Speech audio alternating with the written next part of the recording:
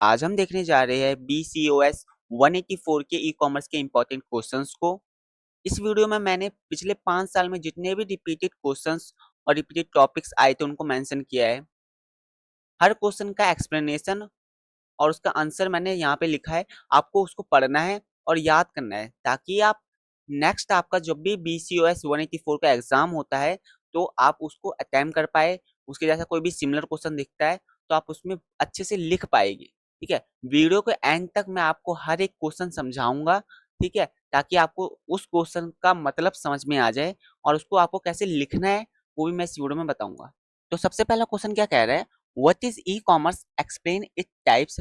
5 number का ये question है जो कि जून 2021, जून 2023, जून 2024 को रिपीट हुआ है। फंडामेंटल्स ऑफ ई कॉमर्स में e commerce involves a buying and selling of goods और services via electronic networks, primarily the internet. Okay, it enables a transaction without physical interactions, offering global reach and efficiency। E commerce में वो चीजें आती है जो हम चीज खरीद या बेच सकते हैं। वो गुड्स भी हो सकती है और सर्विसेज भी हो सकती है। किसकी मदद से? इलेक्ट्रॉनिक नेटवर्क्स की मदद से या फिर इंटरनेट की मदद से। ये हमें मदद करता है कि किसी भी पर्सन से हम फिजिकली इंटरेक्ट हुए बिना हम किसी भी चीज का लेन देन कर सकते हैं। ठीक है, और ये ग्लोबली बहुत ज्यादा मतलब एफिशिएंट है। मतलब कि हम यहाँ से किसी बहुत दूर सी जगह में, या फिर हम एग्जांपल ले कि यहाँ से मैं रसिया या फिर अमेरिका में कोई भी ट्रांजैक्शन करता हूँ तो मुझे यहाँ से वहां जाने की जरूरत नहीं है। मैं डिजिटली इंटरनेट की मदद से जो है कैश ट्रांजैक्शन या सर्विसेज जो हो सकती है वो ट्रांसफर कर सकता हूँ मैं। ठीक है, सर्विसेज में जैसे कि आप मान सकते हैं कि कोई वर्क हो सकता है। ठीक है, कोई डाटा एंट्री का हो सकता है या फिर कोई वेबसाइट डेवलपमेंट होता है। कई सारे फ्रीलांसर्स जो होते हैं वो इंडिया से काम करते हैं और फॉरेन्स के। ठीक है, तो उनमें जरूरत नहीं होती है इंटरेक्शन की। ठीक है, कई सारी वेबसाइट्स बनती है वो भी इन चीजों में ट्रांजेक्शन। तो ट्रांजेक्शन में सिर्फ आप कैश या फिर पैसे नहीं देखेगी। ठीक है, वो कुछ भी हो सकता है।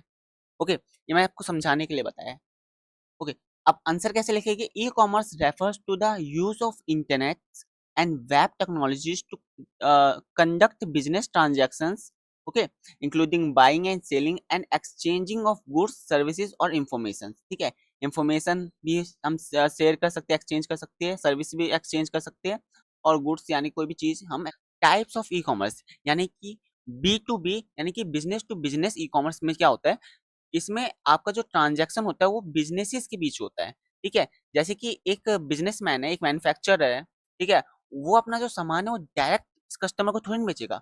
सबसे पहले वो जो अपना सामान है वो होलसेलर के पास जाएगा, उसके बाद वो स्टोर्स में जाएगा, देन फिर वो कस्टमर के पास जाएगा। ठीक है, तो यहाँ पे क्या हुआ, यहाँ पे पहला ही बिजनेस था कि जो मैन्युफैक्चरर था उसने जो सामान है वो बनाया। ठीक है, आप एग्जांपल ले सकते हैं कि कोई टॉय है। ठीक है, या फिर कोई कंप्यूटर है। ठीक है, तो सबसे पहले वो मैन्युफैक्चर हुआ, उसके बाद वो गया कहाँ? होलसेलर के पास। होलसेलर में क्या हुआ, होलसेलर ने उस प्रोडक्ट का जो रेट है वो डिसाइड किया और कहाँ आगे भेजा, जो है अपने स्टोर्स पर भेजा। ठीक है, अब स्टोर्स पे गया, स्टोर्स पे जाके कस्टमर्स ने लिया। अब वो स्टोर्स भी तो एक बिजनेस है। ठीक है, तो वो दुकान भी एक बिजनेस है। अब होलसेलर ने दुकानदार को बेचा तो ये भी एक बिजनेस है। तो बिजनेस टू बिजनेस जो भी एक्सचेंज होती है या ट्रांजेक्शन होते हैं उसको हम B2B क्या कहते हैं, ई कॉमर्स कहते हैं। ठीक है, नेक्स्ट हमारा आता है B2C। इसमें क्या होता है, बिजनेस टू कस्टमर, यानी कि इसमें जो बिजनेस है ना वो डायरेक्टली कस्टमर को बेचते हैं। यानी कि जो मैन्युफैक्चरर्स है या फिर जो चीजें बनाता है वो डायरेक्ट कस्टमर को बेचता है सामान। इसका एग्जांपल है अमेजोन। अमेजोन क्या होता है, कई प्रोडक्ट्स खुद बनाता है और वो डायरेक्ट कस्टमर्स को भेज देता है। कई आपने प्रोडक्ट्स देखे होंगे जो बहुत फेमस हो जाते हैं अमेजोन पे, एंड देन वो क्या करता है, अमेजोन सेम प्रोडक्ट अपने से बनाता है और वो कस्टमर को सेल करता है। ठीक है, ये चीजें होती है। नेक्स्ट हमारा आता है C2C टाइप, जिसमें कस्टमर कस्टमर को बेचता है। ठीक है, यानी कि एक पर्सन कुछ सामान बना रहा है, उसका बिजनेस नहीं है, बट वो दूसरे पर्सन को वो चीज बेचना चाह रहे हैं। ठीक है, जैसे कि OLX ले लीजिए। ठीक है, बहुत अच्छा एग्जांपल OLX है। OLX में क्या होता है, हम एक चीज होती है जो हमने यूज कर ली होती है उसको फिर हम दूसरे पर्सन को बेच देते हैं। ठीक है, इसमें हमें जरूरी नहीं कि हमारा कोई बिजनेस हो या फिर कोई ट्रेडमार्क हो। ठीक है, या फिर कोई GST नंबर हो, नहीं। ठीक है, आप अपना सामान जो है वो दूसरे पर्सन को भेज सकते हैं बिना किसी बिजनेस प्रोफाइल के। C2B टाइप, ठीक है, ये ऐसा तरीका है जिसमें क्या होता है, जो पर्सन होता है वो एज अ फ्रीलांसर काम करता है कंपनीज के लिए। ठीक है, ये वर्क सिस्टम होता है। अब फ्रीलांसर आपको अगर नहीं पता तो फ्रीलांसर वो होती है जिसमें आप घर बैठे या फिर अपने फ्री टाइम में किसी भी काम को कर सकते हैं। ठीक है, उसमें आपको कोई रोक टोक नहीं होती है। ठीक है, इसमें आप अपने क्लाइंट बनाते हैं और क्लाइंट के हिसाब से आप अपना वर्क करते हैं एंड वर्क करने के बाद आपको पेमेंट मिलती है। कंडीशन ये रहती है, कई बार इसमें फ्रॉड हो जाता है, बट आपको एग्रीमेंट और कई सारी चीज़ें पहले से बना के साइन करवानी पड़ती है। ठीक है, फ्रीलांसिंग के लिए मैंने एक वीडियो बना रखी है स्पेशली, वो आप देख सकते हैं किसी और टाइम पे। बट इसका एग्जांपल अगर आप लिखना है तो फ्रीलांसर और अपवर्क इसका एग्जांपल है। एक और एग्जांपल यहाँ पे आएगा फाइवर, वो भी लिख दीजिएगा। ठीक है, तो 3 एग्जांपल आपको। G2C टाइप जो होता है गवर्नमेंट टू सिटीजन या गवर्नमेंट टू बिजनेस। ठीक है, इसमें क्या होता है, सारी गवर्नमेंट सर्विसेज होती है। ठीक है, ओके, जैसे कि ई फाइलिंग, टैक्सेस या फिर business license. Next, explain difference between traditional commerce and e commerce. 5 number का ये क्वेश्चन है जो जून 2021 और जून 2023 में आया था। ठीक है, टॉपिक है हमारा digital versus conventional commerce. Okay, traditional commerce relies on a physical interaction and locations. Obvious सी बात है कि जो ट्रेडिशनल कॉमर्स होती है जिसमें हम इंटरनेट का यूज़ नहीं करते और नेटवर्क्स का यूज़ नहीं करते, तो उसमें हम फिजिकली अवेलेबल होना ज़रूरी है। आपको वहाँ पे पहुँचना है, वहाँ पे आपको जो कैश या फिर सामान का एक्सचेंज है वो करना पड़ेगा। ठीक है, उसमें आपको कोई ऑप्शन नहीं होता। While e commerce uses a digital platform offering a speed, scalability and global accessibility. वही चीज़ बोली गई है जो पहले क्वेश्चन में था। ठीक है, कि ई-कॉमर्स जो है डिजिटल प्लेटफॉर्म यूज़ करता है। ठीक है, स्पीड तेज़ होती है उसकी और बहुत लार्ज स्केल पे आप उसको यूज़ कर सकते हो। ग्लोबली आप इस्तेमाल कर सकते हो। तो की पॉइंट्स देख लेते हैं, डिफरेंस क्या है। ठीक है, मीडियम ट्रेडिशनल में फिजिकल होता है जैसे कि स्टोर और मार्केट्स। ई कॉमर्स में इलेक्ट्रॉनिक होता है जैसे कि इंटरनेट। और एक्सेसिबिलिटी की बात करें, limited by location and hours. कई जगहों पे क्या होता है कि दुकानें बंद हो जाती है 8 बजे के बाद, या फिर कई जगहों पर आपको हॉलीडे हो जाता है सैटरडे या मंडे में, तो वो प्रॉब्लम रहती है। वहीं ई कॉमर्स में क्या रहता है, 24/7 एक्सेस आपको मिलता है। इसमें भी लिमिटेशन होती है, बट अभी आपको वो लिखना नहीं है। बट 24/7 जो आपका एक्सेस होता है। ठीक है, कई जगहों पे मोस्टली यहाँ पे आप एक वर्ड यूज कर सकते हैं, मोस्टली 24/7 एक्सेस आपको मिलता है ई कॉमर्स में। ठीक है, हमेशा नहीं। आगे, ट्रांजैक्शनल स्पीड की बात करें तो स्लोअर होता है और मैनुअल होता है। ठीक है, वहीं पर ई कॉमर्स फास्टर होता है, क्योंकि इसमें आपको पता है कि स्लोअर इसलिए होता है कि आपको वहाँ पे जाना पड़ता है, वहाँ पे आपको अवेलेबल होना पड़ता है। ठीक है, और ई कॉमर्स में आपको एप्स और इंटरनेट की मदद से आपका काम तुरंत हो जाता है। रिच की बात करें तो लोकल और रीजनल होता है। ठीक है, और ई कॉमर्स ग्लोबल होता है। ट्रेडिशनल की बात करें तो इसमें आपको higher rent and staff, lower no, enough, इसको छोड़ दीजिए। कस्टमर इंटरफेस की बात करें तो फेस टू फेस होना चाहिए ट्रेडिशनल में। और ई कॉमर्स में आपको ऑनलाइन चैट या ईमेल की मदद से आपको करना होता है। ठीक है, define e payment, differentiate it from a conventional payment. Topic हमारा इलेक्ट्रॉनिक ट्रांजेक्शन है। E payment involves digital channels for financial transaction, offering a speed and convenience compared to traditional cash और चेक बेस्ड पेमेंट। ई payment में हमें पता है कि digital channels use होते हैं फाइनेंशियल ट्रांजैक्शन के लिए, जिसमें हमें स्पीड मिलती है अच्छी खासी। ठीक है, और कन्वीनियंस होता है। बट ट्रेडिशनल में क्या होता है, हमें पास कैश और चेक पेमेंट ही देना पड़ता है। ठीक है, अब इसका आंसर कैसे लिखिएगा। E payment refers to the transfer of money through a digital platform such as credit, debit card, digital wallet, Paytm, Google Pay या फिर यूपीआई और नेट बैंकिंग। ओके, अब यहाँ पे हम कंपैरिजन देख लेते हैं। ई पेमेंट में क्या होता है, इंस्टेंट होता है, तुरंत हमारा जो ट्रांजेक्शन है वो हो जाता है। ठीक है, रिकॉर्ड कीपिंग ऑटोमेटिक होता है, डिजिटल रिकॉर्ड पड़ा रहता है हमारे पास। ठीक है, तो जो डिजिटल रिकॉर्ड्स का खोने का डर रहता है वो नहीं होता है इसमें। ग्लोबल होता है, कभी भी कर सकते हैं। एनक्रिप्शन होता है, सिक्योरिटी होती है। ठीक है, और एक्सेसिबल होता है हर डिवाइस के लिए। ठीक है, वहीं पे कन्वेंशनल पेमेंट की बात करें तो वो थोड़ा धीरे होता है, ठीक है, उसमें टाइम लगता है, पेपर बेस होता है, ठीक है, और कुछ बैंक्स में होता है, थोड़ा रिस्की होता है, ठीक है, कि चोरी हो सकती है अगर आप कोई प्रॉपर्टी पेपर्स ले रहे हैं या फिर आप कोई भी मतलब चेक ले रहे हैं, चेक भी हो सकती है, ठीक है। तो बहुत सारी चीजें हैं जिसमें क्या होता है, डर रहता है चीजों का खोने का, तो वही चीज यहाँ पे बोली गई है, जो भी फिजिकल में रिस्क होते हैं वही चीज यहाँ पे मेंशन है कन्वेंशनल में। नेक्स्ट हम आते हैं। Next, explain HTTP and HTTPS. Differentiate करना है हमें। जून 2021 और जून 2024 में सेम क्वेश्चन आया था। नेटवर्क प्रोटोकॉल इसका टॉपिक है, ठीक है। एचटीटीपी का मतलब होता है हमारा हाइपर टेक्स्ट ट्रांसफर प्रोटोकॉल, जो facilitates a web communication, while HTTPS adds a layer of encryption, SSL और TLS for secure data transfer। अब जैसे कि HTTP जो होता है हमारे पास, वो एक प्लेन नेटवर्क होता है जिसमें हमारा जो होता है ना, वेब सर्वर जो होता है उसके अंदर हमारा जो वेब पेज है वो लोड होता है, ठीक है, और उसमें जो सिक्योरिटी होती है वो नहीं होती बिल्कुल भी। इस कारण जो अटैक्स होते हैं ना, वो इजीली हो जाते हैं और कॉम्प्रोमाइज हो सकता है वेबसाइट।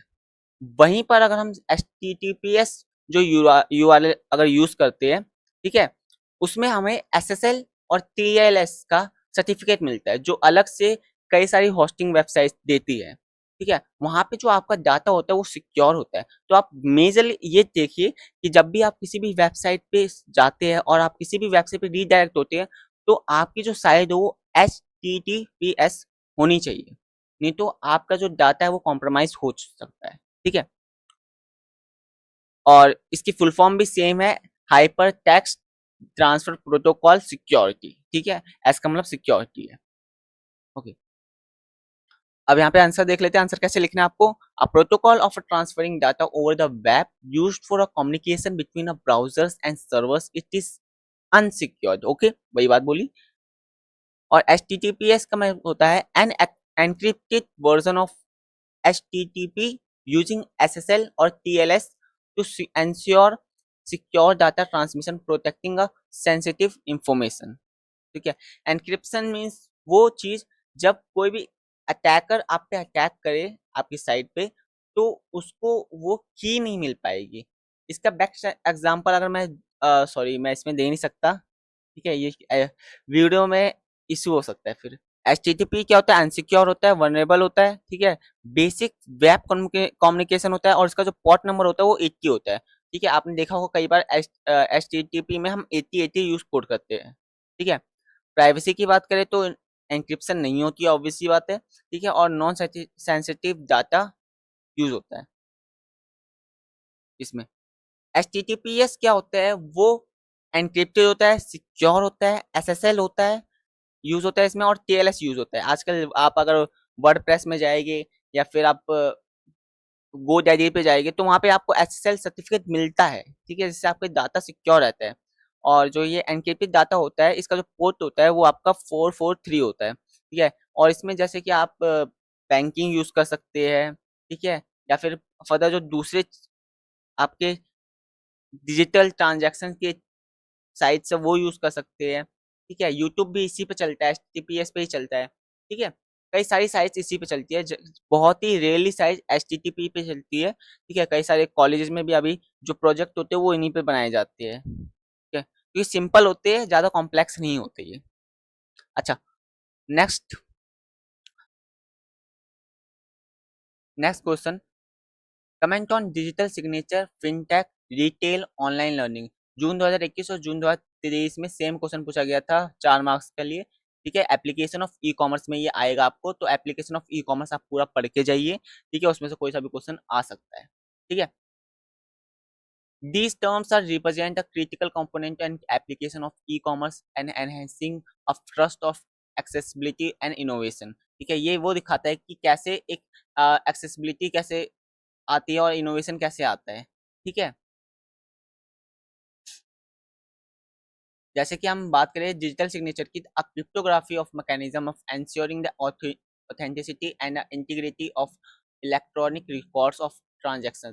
अब हम कई भी बार क्या होता है कि आपने देखा होगा ऑनलाइन आजकल जो है आधार सिग्नेचर चलती है, वो आधार का जो होता है ई सिग्नेचर, ठीक है। उसमें क्या होता है ना, आपका एक टूल यूज होता है ब्लॉकचेन। ब्लॉकचेन की मदद से कई सारी चीजें करी जा सकती है, एंड इसमें मैं उस टॉपिक को कवर करूंगा।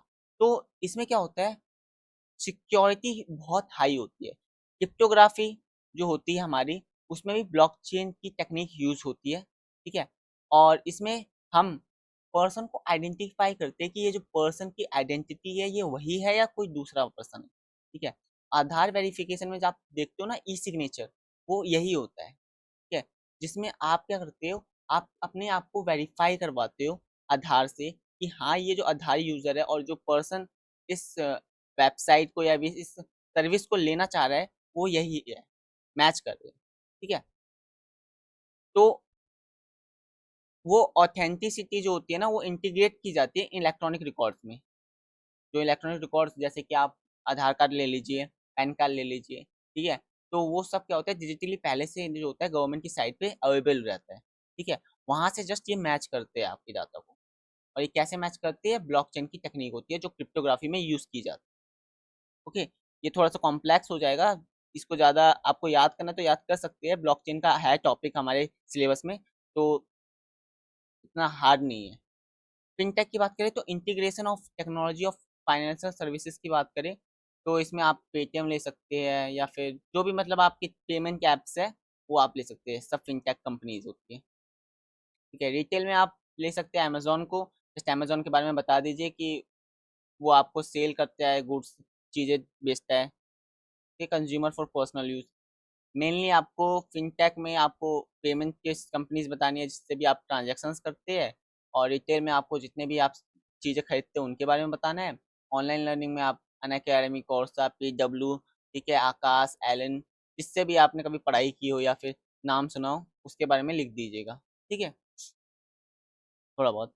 और यहाँ पे आपको पता है ऑनलाइन लर्निंग में सिर्फ एजुकेशन डिलीवर की जाती है डिजिटल प्लेटफॉर्म की मदद से। बेसिक चीज़ें इजीली आपको पता है, आप कर लोगे इस, ठीक है। नेक्स्ट क्वेश्चन, कंपैरेटिव एनालिसिस कई बार पूछा गया है, कई सालों में पूछा गया है ये क्वेश्चन, ठीक है। एक्सप्लेन द डिफरेंस बिटवीन, आपको पेयर दे दिए गए हैं, कभी बोल सकता है आपको internet versus www, credit card versus debit card, Linux versus Windows, NEFT versus RTGS versus IMPS, और hosted versus self hosted gateway, ठीक है। ये क्वेश्चन उन लोगों के लिए है जिन्होंने बुक पढ़ी है, हो सकता है ये हर साल चेंज हो सकते हैं, ठीक है।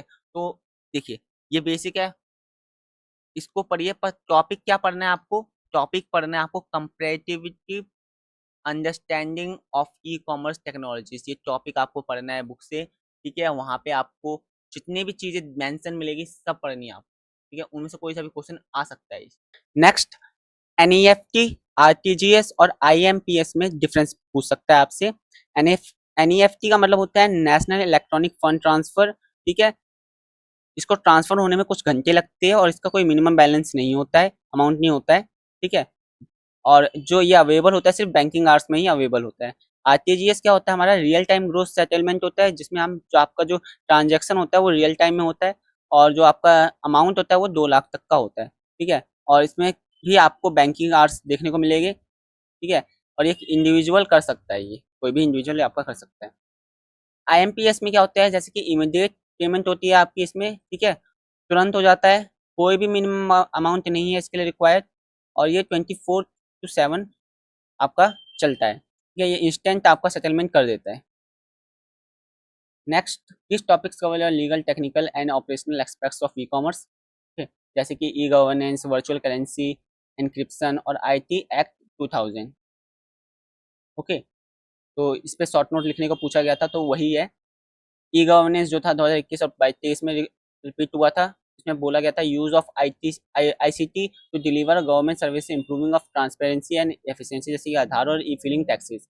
वर्चुअल करेंसी की बात करें तो ये रिपीट हुआ था 2022 और 2024 में, इसमें आता है digital currency not issued by a central bank, example bitcoin, Ethereum, regulates under IT act in India, ठीक है। सेंट्रल गवर्नमेंट और सेंट्रल बैंक से इशू नहीं होती है करेंसी। एनक्रिप्शन की बात करें तो रिपीटेड इन 2021 एंड 2023, ठीक है, 2021 और 2023 में एनक्रिप्शन का रिलेटेड एक टॉपिक आया था। मैं बताना था कि एनक्रिप्शन क्या होता है। एनक्रिप्शन हर जगह यूज होता है। व्हाट्सएप में आप देखते होंगे कि एंड टू एंड एनक्रिप्टेड होती है चैट्स, और साथ ही साथ जो ट्रांजेक्शन्स होते हैं वो भी एंड टू एंड एनक्रिप्टेड होती है, ताकि कोई भी मिडल मैन आपका जो डाटा है वो देख ना सके, ठीक है। Process of encoding data to prevent unauthorized access to, जैसे कि एग्जांपल हम एईएस ले लें, जैसे आधार से हम कई बार ट्रांजेक्शन्स लेते हैं, ठीक है। और मतलब ये एल्गोरिदम्स है, एईएस और आरएसए एक एल्गोरिदम्स है जो जो आपके ट्रांजेक्शन है उनको सिक्योर करता है, ठीक है। ये एग्जांपल आप लिख सकते हैं। आईटी एक्ट 2000 में क्या था? India's legal framework for e commerce and cyber crimes amended in 2008 to including a data protection and cyber terrorism, ठीक है। ये 2008 में अमेंडेड हुआ था। अगला, ठीक है, discuss the functioning of the e commerce players. आपको जितने भी ई कॉमर्स के बिजनेसेस है बड़े बड़े, उनके बारे में आपको बताना है, ठीक है। उनके बिजनेस मॉडल के बारे में बताना है कि वो कैसे काम करते हैं, ठीक है। उनका जो मार्केटिंग का तरीका है वो क्या है, वो जितना भी आपको पता है वो लिखना है। अलग अलग साल अलग अलग जो बिजनेस मॉडल्स है उनके बारे में पूछा गया है। तो इसका टॉपिक क्या है? E commerce of business models, ठीक है। E commerce platform operates on a distinct model, जैसे मार्केट प्लेस में aggregator, direct retail with unique features of attract of customers. कुछ यूनिक फीचर होता है तभी तो आप उस स्पेसिफिक प्लेटफॉर्म पे जाते हैं और उससे शॉपिंग करते हैं। जैसे कि अमेजोन की बात करें तो उसमें बिजनेस टू कस्टमर मॉडल होता है। इसमें क्या होता है कि हाइब्रिड होता है इसमें सिस्टम। जो बिजनेस मॉडल है वो हाइब्रिड होता है, डायरेक्ट रिटेल भी होता है और थर्ड पार्टी सेलर भी इसमें इन्वॉल्व होते हैं। ऑपरेशन की बात करें तो इसमें offers a product across the categories, manage inventory and provide logistics via fulfilment और via Amazon, okay. Prime membership होता है जिसमें आपकी जो डिलीवरी है वो तुरंत हो जाती है, मतलब तुरंत नहीं होती, कुछ टाइम इंटरवल कम हो जाता है एज कम्पेयर टू अगर आप नॉर्मली उस सामान को मंगा रहे हैं तो। और भी बहुत सारी चीज़ें मिलती है प्राइम मेंबरशिप में, जिसकी वजह से लोग अमेजोन का ये प्राइम मेंबरशिप लेते भी है। और एआई ड्राइवन रिकमेंडेशंस भी आपको मिलते हैं, फास्ट डिलीवरी होती है, वही मैंने आपको बताया अभी। एंड रेवेन्यू स्ट्रीम्स की बात करें तो प्रोडक्ट सेलर्स और सेलर फीस, सब्सक्रिप्शन सर्विसेज और एडब्ल्यूएस, इन सब से जो है रेवेन्यू मिलता है अमेजोन को।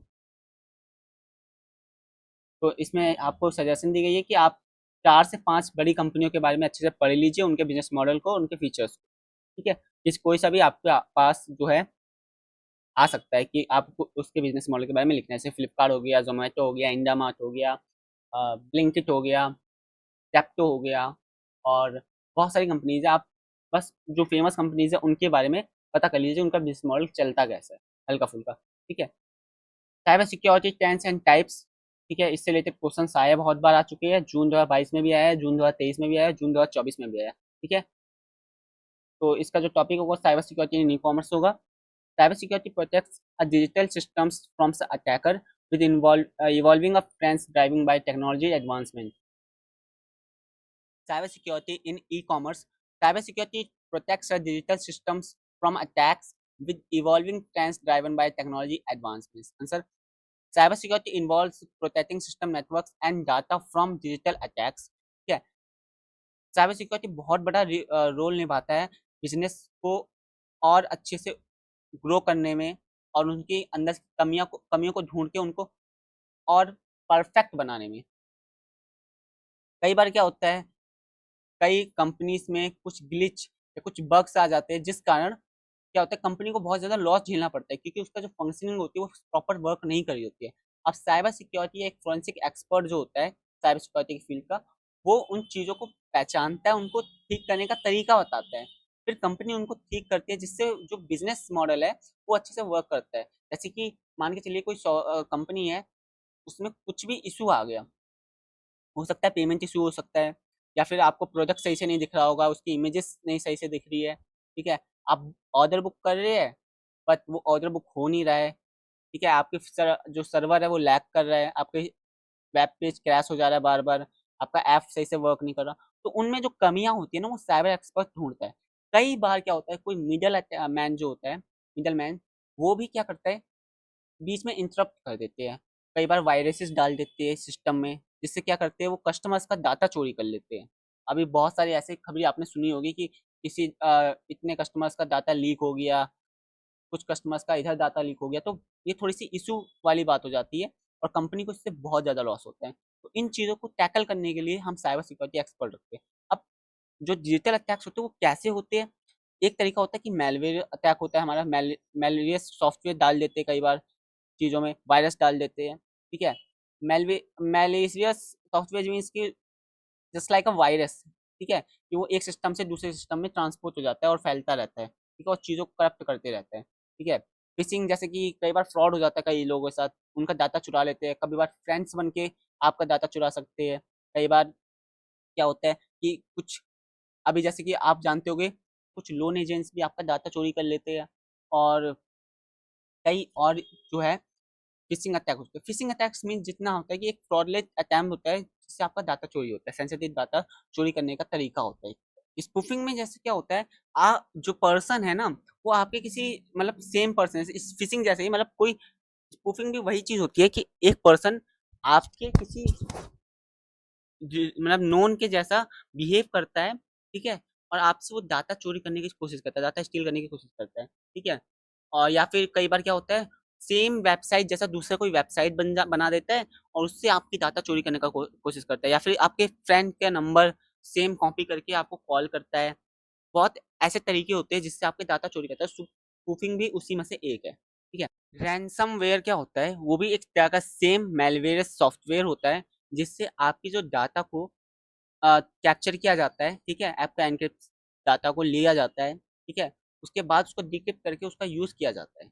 कई बार ये चीज़ें बहुत रिस्की हो जाती है, ठीक है? और हैकिंग को आपको पता ही होगा, हैकिंग मीन्स ये अनऑथराइज्ड सिस्टम एक्सेस, ठीक है? किसी भी सिस्टम को अनऑथराइज्ड तरीके से आपको एक्सेस मिल जाए, तो हम हैकिंग कहते हैं, ठीक है? अब ये हमारा हो गया। नेक्स्ट लास्ट हम जो है पूछा गया था, आईटी एक्ट 2000, इसको एक्सप्लेन करना है एंड इट्स 2008 अमेंडमेंट, ठीक है? साइबर लॉ का ये टॉपिक है, उसमें आपसे पूछा गया था। The IT act provides a legal framework for e commerce and addresses the cyber crimes with amendment of enhancing its scope. IT act 2000 में बोला गया था, its India's first cyber law legalizing of e commerce transaction, digital signatures and addressing of cyber crimes like a hacking, ठीक है? ये पहला India का cyber crime का लॉ था, ठीक है? साइबर लॉ था जिसमें जो ट्रांजैक्शंस है और डिजिटल सिग्नेचर्स और आपका जो एड्रेसिंग है साइबर क्राइम्स को, लाइक हैकिंग, उसके बारे में लॉ को पास किया गया था, ठीक है? अब इसका अमेंडमेंट क्या हुआ था, तब कब हुआ था? 2008 में। ये सभी इंपॉर्टेंट टॉपिक्स आपको पढ़ने हैं, साइबर लॉ और हमारा ये जो साइबर सिक्योरिटी और इट्स ट्रेंड्स और टाइप्स। फिर हम ये जो हमारा discuss of e commerce players के बारे में, जो भी बड़ी बड़ी कंपनीज है, India mart, Flipkart, Amazon, Zomato, इनके बारे में आपको पता करना है, इसके बारे में जानना है, ठीक है? और फिर उसके बाद आपको e governance, virtual currency, encryption और आई टी एक्ट 2000 के बारे में पता होना चाहिए ताकि आप पेपर में आराम से लिख पाए। एनईएफटी, आरटीजीएस, आईएमपीएस, इसके बारे में पता होना चाहिए आपको, ठीक है? मोस्टली ये क्वेश्चंस रिपीट हुए हैं, तो इसलिए आपको ज़्यादा चांसेस है कि आपके नेक्स्ट टर्म में भी ये क्वेश्चंस आ सकते हैं। Digital signature, fintech, retail, online learning, इनके बारे में आपको पता होना चाहिए। इसके बारे में एक बार आप गूगल से या फिर आप बुक से रीड जरूर कर लीजिएगा, ओके? एंड फिर एचटीटीपी और एचटीटीपीएस में डिफरेंस पूछ सकता है। ई पेमेंट, कन्वेंशनल पेमेंट का आपको पता हो गया है, बहुत ईजी है, ठीक है? उसके बाद ट्रेडिशनल कॉमर्स और ई कॉमर्स के बारे में आपको डिफरेंस पता होना चाहिए। फिर आपको ई कॉमर्स के टाइप्स और क्या है ई कॉमर्स ये पता होना चाहिए, ठीक है? तो ये सारे जो इंपॉर्टेंट क्वेश्चंस है इसको आपको रीड कर लेना है बुक से, गूगल से, और इस पीडीएफ का लिंक मैंने डिस्क्रिप्शन में दे दिया है, वहां से आप इसको डाउनलोड कर सकते हैं। अगर आपको वहां लिंक नहीं मिलता तो कमेंट बॉक्स में आपको पिन में इसका गूगल ड्राइव का लिंक आपको मिल जाएगा, वहां से आप इसको डाउनलोड कर सकते हैं, वहां से भी आप इसको रीड कर सकते हैं। बाकी यही सारे इंपॉर्टेंट क्वेश्चन है जो आपके वीडियो एंड तक देखने के लिए thank you. And video and तक देख लिया आपने, तो वीडियो अगर अच्छी लगी हो तो वीडियो को लाइक कर दीजिए एंड कमेंट कर दीजिए अगर आपको वीडियो कैसी लगी। कोई भी प्रॉब्लम होती है, कोई भी आपको दिक्कत लगती है किसी भी चीज़ को समझने में, ठीक है? तो वो मुझे कमेंट कर दीजिए, मैं उसका सॉल्यूशन आपको नेक्स्ट वीडियो में ज़रूर बता दूंगा।